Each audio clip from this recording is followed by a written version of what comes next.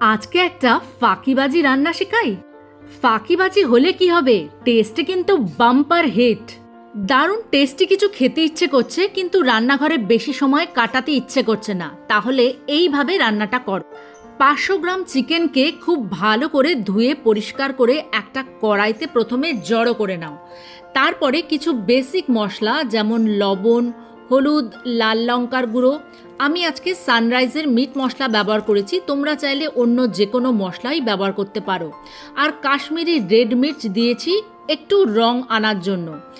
আর কুচনো পেঁয়াজ, টমেটো, আদা রসুনের একটা পেস্ট, 1 টেবিল চামচ টক দই আর পরিমাণ মতো সাদা তেল দিয়ে খুব ভালো করে চেপে চেপে এই চিকেনের গা মালিশ করো। চিকেনের গা মালিশ এমনভাবে করবে যেন চিকেন এখানেই 50% রেডি হয়ে যায়। আর আমার কাজ কিন্তু এইটুকুই, এরপরে আর কিন্তু কোনো কাজই নেই, সেটা তোমরা একটু পরেই দেখবে। এই চিকেনকে 30 মিনিট স্ট্যান্ডিং টাইমে রেখে দেওয়ার পর গ্যাসে সিমে আছে 25 থেকে 30 মিনিট ঢাকা দিয়ে রেখে দাও। মাঝখানে মাঝখানে শুধু একটু নাড়িয়ে চাড়িয়ে নেবে।